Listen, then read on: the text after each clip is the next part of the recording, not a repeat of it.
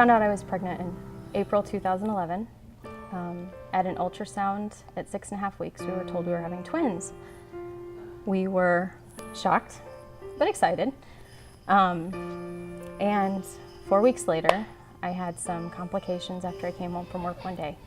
I assumed I was miscarrying and we took off to the emergency room. The ultrasound technician stopped and looked and said, "How many did they tell you were in here?" And there was 4. We, needless to say, were shocked. It went from being what I thought was probably going to be the worst day of my life to being probably the best. It's pretty exciting. So my pregnancy went well. I felt great. I got huge really quickly. I measured 40 weeks at 20 weeks. At my 26-week appointment, I was worse. So we went straight to the hospital where I stayed on bed rest for the next 6 days. One night I couldn't breathe. I called the nurse in, and the next morning they took me down for a chest x-ray and I had fluid in my lungs. 3 hours later we had babies. So. You know, every day that we were in the hospital, we kind of got a day of reprieve where they said, all right, well, you made it through today, you know, we'll check tomorrow and see how things are, and we'll take kind of one day at a time. And we'd already kind of gotten our pass for the day that they ended up being born. So every morning when that happened, it was a bit of a relief knowing, well, at least we made it one more day. It was an operating room full of people. I think there were probably 40 plus people in that small labor and delivery operating room. Each baby had a nurse practitioner or neonatologist and a nurse assigned to them. I had 2 OBGYNs operating on me, plus all the other staff in the room. It was a little overwhelming, but with so many people, we knew they were being taken care of well.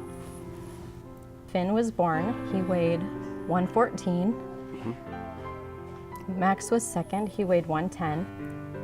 Beckett was third, and he weighed 2-1. He was our big guy, if 2-1 is big. And Stella was 115.8. And when you're that close to 2 pounds, they don't round up for you, so she didn't quite make the cut. The diapers they put on those guys wasn't even the size of my iPhone, and they were still too big for them. So when the babies were put on ventilators, right after they were born, they were given a drug called surfactant, which the March of Dimes funded the research for that, and that drug is available today because of the March of Dimes. It's a drug that basically greases a premature infant's sticky lungs and makes it able for them to inhale easily without their lungs sticking together.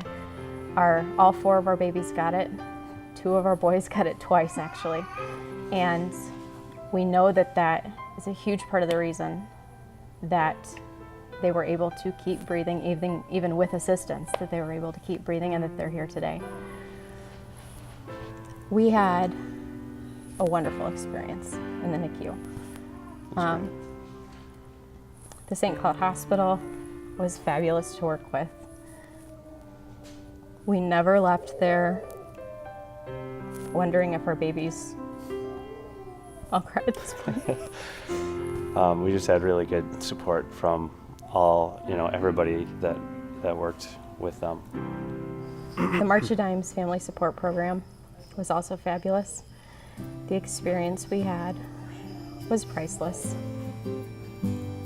We started doing a little research and asking some of our doctors and stuff about what are the odds of something like this happening, and we heard a few different things, but it sounds like the boys are identical, and identical triplets are 1 in 500,000 or something like that, or maybe more or less depending on where you look.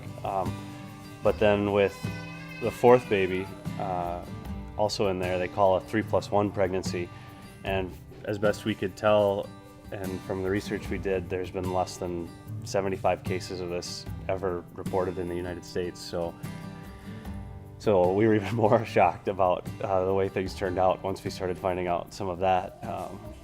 It's just incredible. I mean, we probably should have bought a lottery ticket that day. I mean, unreal.